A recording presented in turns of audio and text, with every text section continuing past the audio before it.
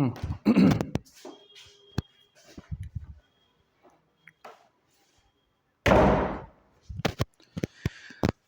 Friends, स्वागत है आप सभी का हमारे यूट्यूब चैनल यूएलपी मैथ्स वर्ड पर। तो 0 to हीरो सीरीज़ में हम पढ़ रहे थे कोऑर्डिनेट ज्योमेट्री, जिसके 2 लेक्चर हो चुके हैं और जिसमें मैंने कोऑर्डिनेट ज्योमेट्री का बेसिक इंट्रोडक्शन देखे। और सेकंड लेक्चर में बस पोलर कोऑर्डिनेट में कैसे कन्वर्ट करते हैं कार्टेशियन को पोलर में कैसे कन्वर्ट करते हैं ये बता के, और 2 इंपॉर्टेंट फार्मूले बताए थे, दैट इज़ डिस्टेंस फार्मूला और सेक्शन फार्मूला। अब इसी पर बेस थोड़े से क्वेश्चन देख के और फिर हम कॉन्सेप्ट को आगे बढ़ाते हैं। तो सबसे पहले आया था डिस्टेंस फार्मूला। सपोज दैट हमारे पास, अच्छा हालांकि हमने प्रूफ भी बता दिया था, ये हमारे पास कोई पी क्यू लाइन है, पी के कोऑर्डिनेट है -1, 2 और ये है 3, -5। सपोज दैट हमारे पास ये कोई कोऑर्डिनेट है और हमें लेंथ पी क्यू निकालनी है। तो पी क्यू को लेंथ निकालने का फॉर्मूला जो था x2 - x1 होल स्क्वायर और plus y2 - y1 whole square. देखो, जिसको सब्स्टिट्यूशन पुटिंग ये सब आती है तो फटाक से कर लेगा, लेकिन जो सीखने के दौर में हो, जिसे ये सब कुछ ना आता हो, तो उसको तो वैल्यू पुट करने में बड़ी दिक्कत होती है। इसलिए पहला क्वेश्चन हम बहुत ही बिल्कुल बेसिक तरीके से कराएंगे। खैर, तो मान लो अगर जैसे ये है x1, y1 और ये पॉइंट इसको मान लो x2, y2, क्योंकि हमें इस तरह से फॉर्मूला पता है। अब ये हो जाएगा अंडर रूट x2 की वैल्यू हमारे पास है 3 और माइनस x1 की वैल्यू है -1। ये खुद -1 तो ऐसे कर दो और फिर इसका क्या स्क्वायर। y2 की वैल्यू हमारे पास है -5 है, ठीक, और माइनस लग गया है, और y1 की वैल्यू कितनी है 2, तो ये रख दिया और इसका होल स्क्वायर। अब ये माइनस माइनस प्लस हो जाएगा तो 3 + 1 4 हो जाएगा और इसका भी स्क्वायर, और माइनस माइनस प्लस हो जाएगा तो ये -7 हो जाएगा इसका स्क्वायर। तो ये 3 + 4 16, क्योंकि 3 + 4 एंड उसका स्क्वायर 16 और 7 का स्क्वायर हुआ -7 का, तो किसी का भी स्क्वायर कर लो, पॉजिटिव या नेगेटिव का स्क्वायर होने के बाद पॉजिटिव ही आता है, तो ये हो जाएगा 49। ये आ गया √65। अब √65 किसी का परफेक्ट स्क्वायर नहीं है तो इसको ऐसे ही लिखे रहने देंगे, ठीक है। अगर 64 होता भी तो 8 का स्क्वायर होता तो ये =8 आ जाता है, लेकिन चलो ठीक है, ये 64 आ रहा है। तो ये हो गई लेंथ ऑफ पी क्यू। इस तरह से निकालते हैं, बस एक फार्मूला ऐसे ही हमने करा दिया। अब हम कराते हैं सेक्शन फार्मूले पर बेस्ड। तो हमारे पास चलो यही लाइन है, सपोज दैट पी क्यू -1, 2 और क्यू पॉइंट है 3, -5। इसको एक पॉइंट है R जो इसको 3:5 में बांट रहा है रेशियो में। तो बताओ R के कोऑर्डिनेट क्या होंगे। R के जो कोऑर्डिनेट होंगे, जो भी होंगे, अब हम अभी यहाँ पर लिखेंगे, पहले कैलकुलेट कर लेते हैं। तो हमारे पास इसको क्या मानना है, वही x1, y1, इसको मानना है x2, y2। फार्मूला हमारे पास क्या होता है, अच्छा फार्मूले को याद करने का सबसे अच्छा तरीका, जब आप कोई कॉन्सेप्ट नए सीखते हो और उसके बाद अगर आपको क्वेश्चन करना है ना, आपको पता है फार्मूला पता है, फिर भी नहीं भी पता है, तो अगर आप 50 क्वेश्चन करते हो, 50 में जो फार्मूला लगता है 50 बार लिखो। क्वेश्चन करने के साथ जो फार्मूला लग रहा है उसी फार्मूले को लिखो क्वेश्चन के साथ ही। ये बिना एक्स्ट्रा एफर्ट लगाए बाय प्रैक्टिस आपको फार्मूले याद होंगे। सबसे बढ़िया और सटीक तरीका है याद करने का। जैसे ट्रिग्नोमेट्री बहुत सारे फार्मूले होते हैं, ऐसे इसमें भी आएंगे, हर जगह तो फार्मूले हैं, और हायर क्लास में कैलकुलस तो बात ही अलग है। खैर, क्या ही चर्चा करें, लेकिन तरीका ये है कि क्वेश्चन करो तो फार्मूला लिखो जो यूज़ हो रहा हो। लॉन्ग टर्म के लिए ऐसे चीज़ें याद हो जाती हैं। खैर, तो हमारे पास फॉर्मूला क्या था आर कोऑर्डिनेट निकालने का, mx2 + nx1 divided by m + n, my2 + ny1 divided by m + n। ये आ गया हमारे पास।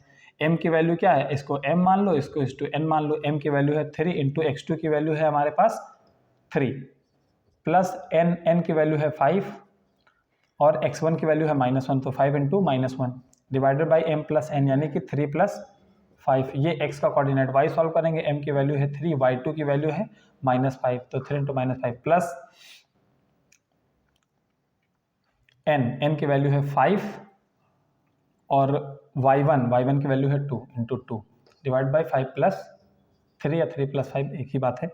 ये 3 3 जा 9 और 9 5 × -1 -5, तो 9 - 5 डिवाइड बाई 8, -15 और प्लस का 10/8, ये आ गया। 9 - 5 कितना आया 4, 4/8 कॉमा 15 तो -5,8 ये आ गया।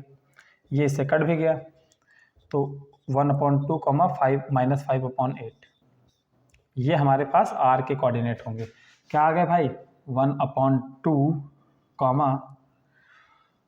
-5/8, छोटा लिखा है आई थिंक दिख रहा होगा, नहीं भी दिख रहा है तो यहाँ तो दिख ही रहा है। खैर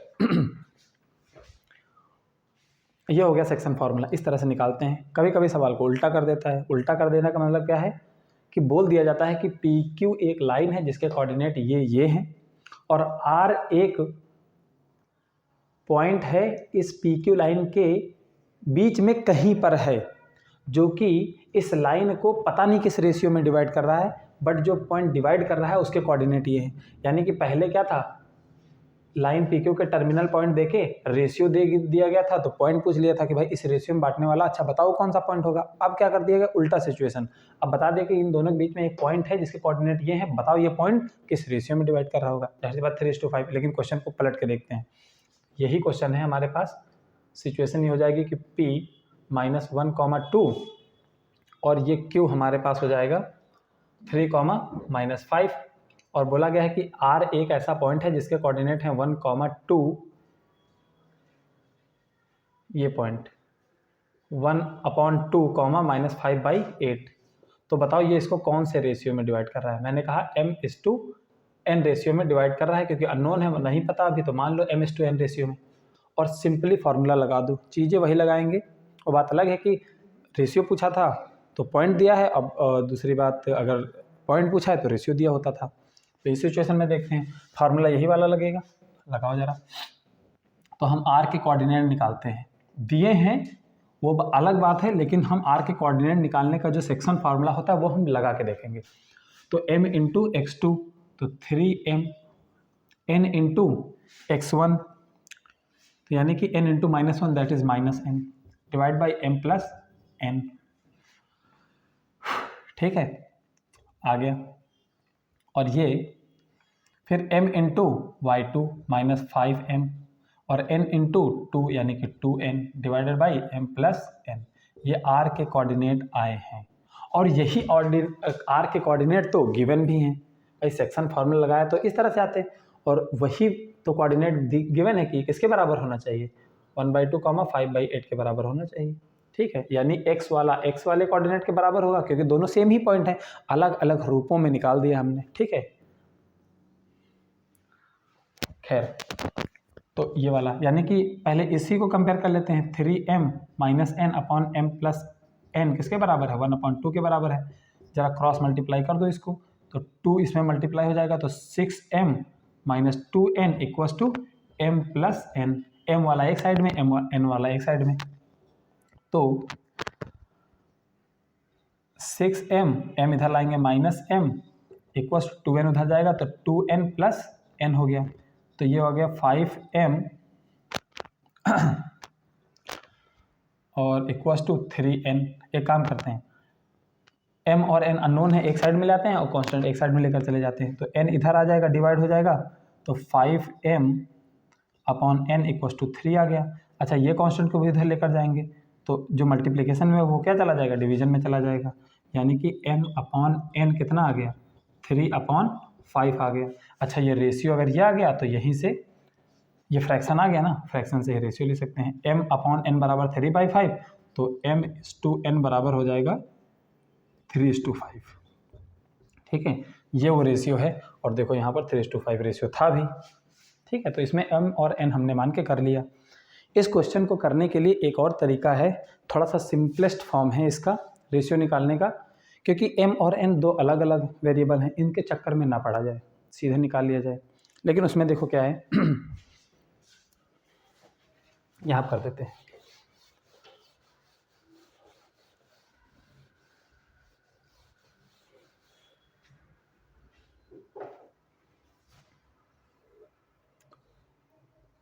यही वाला क्वेश्चन, एक ही क्वेश्चन करा के सारी चीज़ें ऑब्जर्व करा, जितनी सिचुएशन है।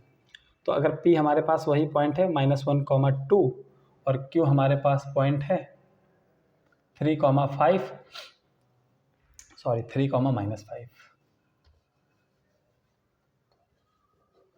और इसको एक पॉइंट R जो है कट कर रहा है जिसके कोऑर्डिनेट हैं 1/2, -5/8 और मान लिया ये m/n रेशियो में ना डिवाइड करके k/1 रेशियो में डिवाइड करता है।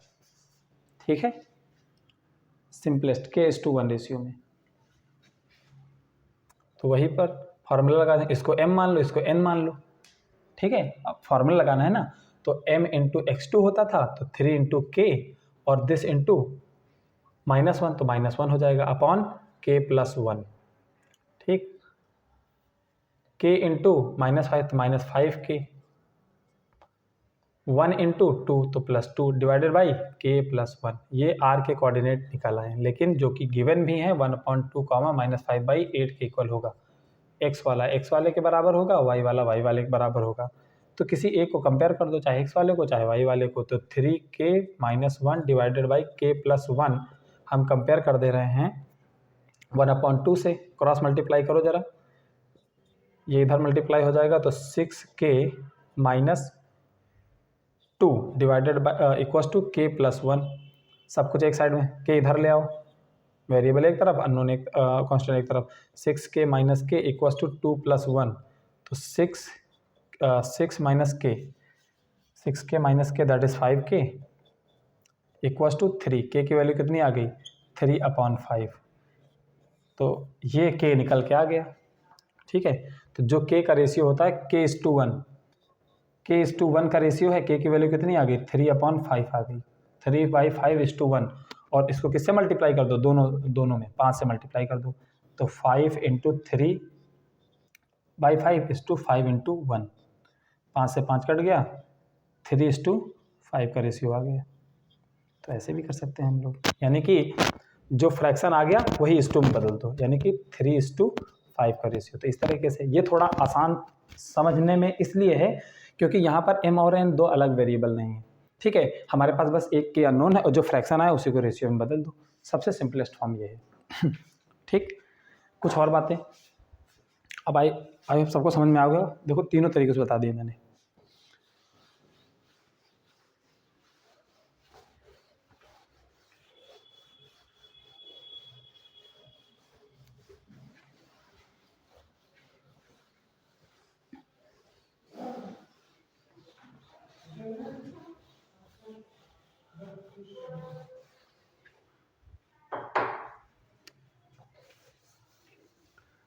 तो हमारे पास है एक मिड पॉइंट फार्मूला होता है।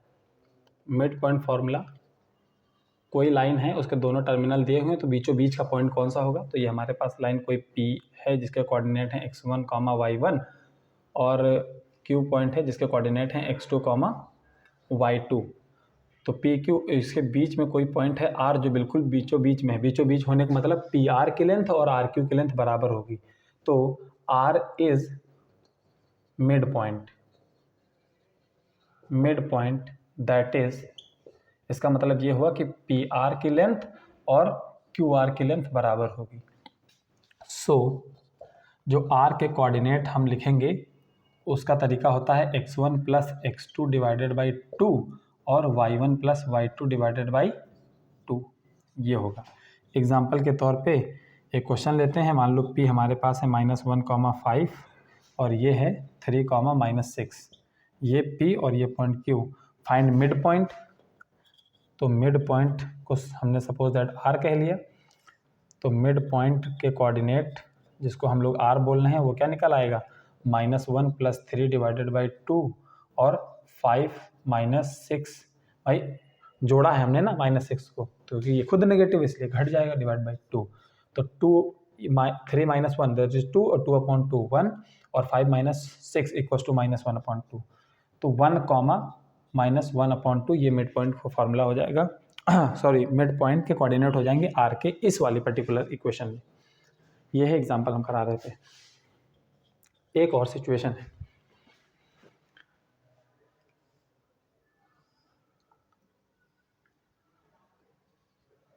ABC कोई ट्रायंगल है, इसके वर्टिसेस हैं x1, y1, x2, y2 और x3 कॉमा y3, ठीक है। तो इसका एक पॉइंट होता है सेंट्रोइड, सेंट्रोइड इसके कोऑर्डिनेट होते हैं x1 plus x2 plus x3 divide by 3 और अब y के coordinate y1 plus y2 plus y3 divide by 3। ये हो जाएगा सेंट्रोइड के कोऑर्डिनेट कैसे निकलते हैं और सेंट्रोइड कहाँ होगा, इनके बीच में कहाँ पर होगा, यहीं कहीं पर G होगा, G फॉर सेंट्रोइड। सेंट्रोइड को हम लोग G से डिनोट करते हैं, ठीक है। हिंदी में गुरुत्व केंद्र। क्या होता है ये सेंट्रोइड का मतलब क्या है, ऐसे 3 पॉइंट होते हैं, इन सेंटर, ठीक है, सरकम सेंटर और ऑर्थो सेंटर, सेंट्रोइड। ये ऐसे ऐसे पॉइंट होते हैं ट्रायंगल के रेस्पेक्ट में। तो इन पॉइंट्स का क्या मतलब है, क्या तो पूरा ज्योमेट्रिकल रेफरेंस से बताएंगे, लेकिन इस लेक्चर में नहीं, अगले लेक्चर में। और उनके भी फॉर्मूले होते हैं निकालने के, जैसे ये निकालना, तो ये क्या होता है ये सब बताएंगे नेक्स्ट लेक्चर में। लेकिन उससे पहले एक चीज़ कि अगर इस ट्रायंगल का मुझे क्या निकालना हो, एरिया निकालना हो, कि ये एरिया कैसे निकलेगा, यानी किसी भी ट्रायंगल के अगर तीनों वर्टिसेस पता है, किसी ट्रायंगल के तीनों वर्टिसेस पता है, तो उसका एरिया कैसे निकलेगा। उस एरिया का फॉर्मूला होता है हमारे पास 1/2 x1 into y2 minus y3 plus x2 into y3 minus y1 और plus x3 into y1 minus y3। ये हमारे पास एरिया का फॉर्मूला हो जाएगा। कहाँ से आता है, कैसे आता है, ये डिटर्मिनेंट्स एक सॉल्व करा जाता है उससे आता है, लेकिन डिटर्मिनेंट्स क्योंकि 11th 12th क्लास में पढ़ाया जाता है, ठीक है, इस वजह से नहीं बता रहे। लेकिन हाँ, जो 11th 12th का कोई बच्चा अगर देख रहा हो तो एरिया का फॉर्मूला आता है 1/2 determinant of x1 x2 x3 y1 y2 y3। 9th 10th के बच्चे जो देख रहे हैं उनको इस फार्मूले से कोई लेना देना नहीं, ठीक है। ये एरिया का फार्मूला होता है, ठीक है। तो 11th 12th में डिटर्मिनेंट से क्लियर टॉपिक होता है, इसलिए बता दें इस फॉर्म में भी एरिया निकाला जाता है। इस डिटर्मिनेंट को सॉल्व करोगे और सॉल्व करना जानते हो तो रो ऑपरेशन लगाएंगे, R2 changes to R2 minus R1 and R3 changes to R3 minus R1 और सिंप्लीफाइड केवल रो के अबाउट एक्सपेंड कर देंगे। खैर ये अलग बात होगी। अब एरिया निकालने के बाद अब मान लेते हैं कि अगर हमारे पास कोई एक ट्रायंगल है, एग्जाम्पल के तौर पे एक है ABC, एक है ट्रायंगल, इसके हमने कोऑर्डिनेट कह दिए -1, 2, बी के कोऑर्डिनेट हैं 3, -1 सपोज दैट, एंड सी के कोऑर्डिनेट हैं -2, -2। ये मैंने बोला, या 2, 2 कर लो, या 2, 2 ना करके 3, 5 कर लो, ये ज़्यादा सही है थोड़ा सा, 3, 5। तो एक किसी को भी x1 x2 x3 मान सकते हो, बस ऑर्डर में मानना है, ये x1 x2 x3, या फिर उल्टा चलना चाहते हो तो x2 x3 ऐसे, ठीक है ना। तो मान तो कुछ भी सकते हो, मानते चलते हैं। इसको हमने क्या मान लिया, सपोज दैट x1, y1 मान लिया, इसको मान लिया x2, y2 मान लिया, और इसको मान लिया x3, y3। एरिया का फॉर्मूला क्या होता है, 1/2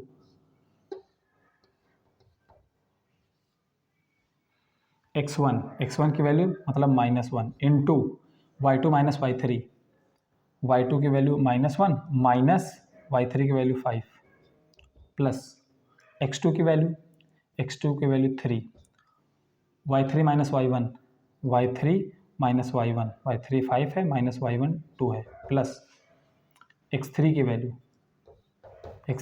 है 3,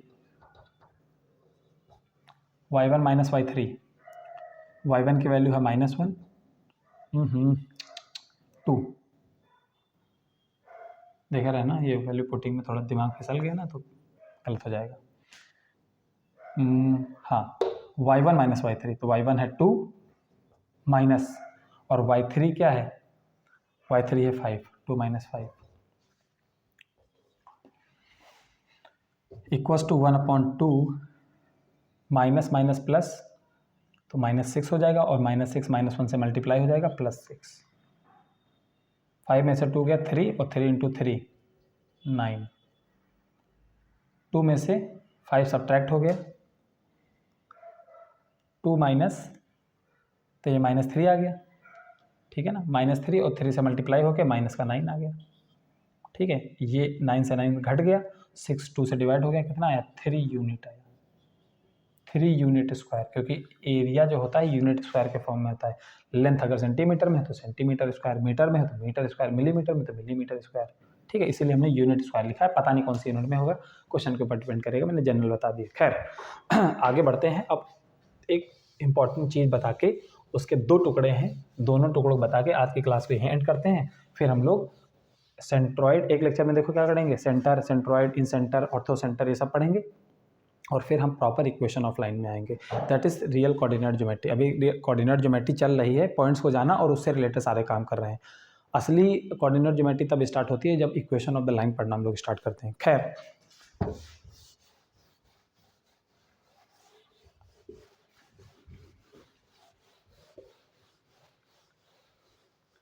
एरिया का फॉर्मूला लिखा रहने देते हैं, कुछ बात बताने का। कोलिनियरिटी ऑफ 3 पॉइंट, ठीक है। जैसे हमने कोई 3 पॉइंट दे दिए, ये तीनों पॉइंट एक लाइन पे नहीं है, इसलिए बोलते हैं line points are not collinear. एक ही लाइन पे नहीं मौजूद हो सकते, कोई एक लाइन ड्रॉ करेंगे तीनों पॉइंट इस पर नहीं आएंगे। लेकिन ये 3 पॉइंट ऐसे हैं जिनसे होकर एक अगर स्ट्रेट लाइन खींच दें तो तीनों से होकर जाने वाली एक स्ट्रेट लाइन खींची जा सकती है, यानी कि ये तीनों पॉइंट एक लाइन पे मौजूद हो सकते हैं। इसीलिए इन तीनों पॉइंट्स को हम लोग बोलते हैं कोलिनियर पॉइंट्स। और ये पॉइंट कभी भी एक लाइन पे नहीं हो सकते हैं, तो इनको बोलते हैं नॉन कोलिनियर पॉइंट्स। तो ये कोलिनियरिटी और नॉन कोलिनियरिटी कैसे चेक करते हैं, अब चलो बताते हैं। देखो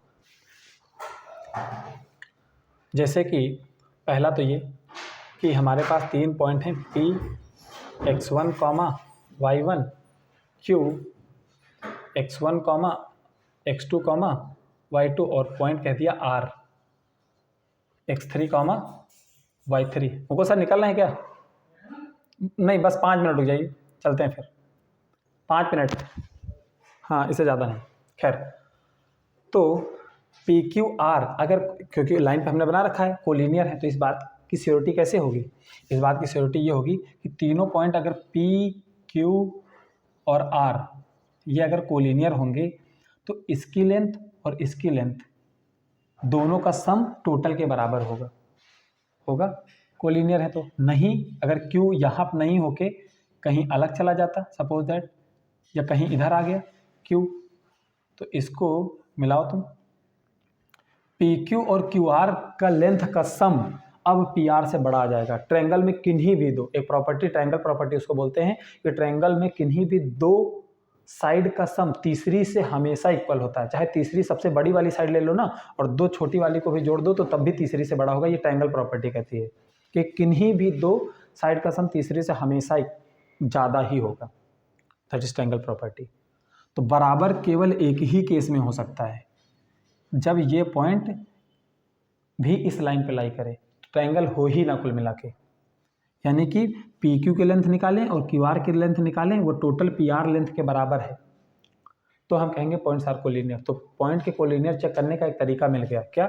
PQR गिवन है भाई, आप PQ फाइंड करो और आप QR फाइंड करो एंड PR फाइंड करो, और अगर PR की जो लेंथ है पूरी वो PQ प्लस QR के बराबर हो रही है तो इसका मतलब पॉइंट्स कोलिनियर है। दूसरा तरीका क्या है? दूसरा तरीका ये है कि अगर 2 पॉइंट हैं P, R और Q, जो पॉइंट है इस लाइन से हटके कहीं भी हुआ, कितना भी कहीं कुछ हुआ, मान लो यहीं पर यहाँ हो गया, जरा सा भी ऊपर, चलो मैंने जरा सा ऊपर निकाल दिया, तब भी एक ट्रायंगल बन जाएगा कि नहीं बन जाएगा? ठीक है, ये देखो यहाँ ना होके P, Q, चलो मैंने यहाँ निकाल दिया, ट्रायंगल फिर एक बन जाएगा कि नहीं बन जाएगा? और जब ट्रायंगल बन गया तो कुछ ना कुछ जगह घेरेगा, जगह घेरेगा मतलब कुछ ना कुछ एरिया होगा उसका। ठीक है, इसका मतलब इसका एरिया होगा, कुछ ना कुछ तो एरिया होगा, एरिया की वैल्यू होगी।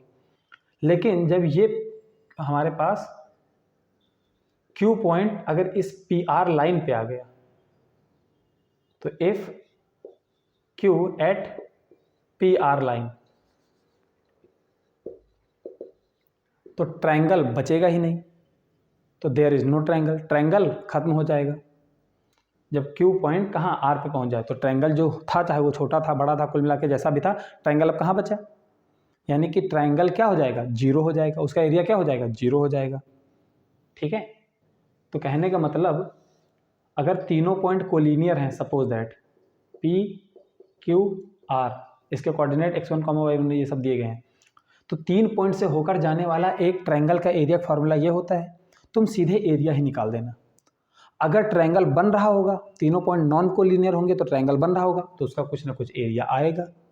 और अगर तीनों पॉइंट एक ही लाइन में लाई करते हैं, मतलब उनसे ट्रायंगल नहीं बन रहा होगा, तो ट्रायंगल का एरिया क्या आ जाएगा, जीरो आ जाएगा। यानी कोई भी 3 पॉइंट कोलिनियर हैं या नहीं हैं, अगर ये चीज़ पता करनी है तो उससे होकर जाने वाले एक ट्रायंगल का एरिया का जो फॉर्मूला होता है उसमें एरिया निकालो। और अगर एरिया जीरो आ रहा है मतलब वहाँ पे ट्रायंगल है ही नहीं, और ट्रायंगल नहीं है मतलब तीनों लाइन क्या है, एक लाइन पे हैं। सो कोलिनियरिटी ऑफ लाइन को चेक करने के दो तरीके, एक ये दोनों टुकड़ों का सम बड़े वाले टुकड़े के बराबर होना चाहिए, एक ये तरीका डिस्टेंस फार्मूला लगा के सब निकालोगे, और या तो फिर ट्रायंगल का एरिया निकाल के और दिखा दो कि भाई वो जीरो अगर आ रहा हो तो मतलब लाइन्स आर कोलिनियर। इसके अलावा भी और तरीके होते हैं, लेकिन वो जब हम स्लोप और ये सब आगे पढ़ेंगे, general equation of the line, तो वहाँ तक पढ़ेंगे, तो वहाँ पे भी कोलिनियरिटी प्रूव करने के इन दोनों के अलावा भी और तरीके होते हैं, और भी तरीके होते हैं अलग अलग टॉपिक में। ठीक है, तो ये सब हम सीखेंगे धीरे धीरे करके। आज की क्लास में इतना ही रखते हैं, बाकी बातचीत करेंगे नेक्स्ट टाइम पे। Thank you so much for watching this video. Thank you.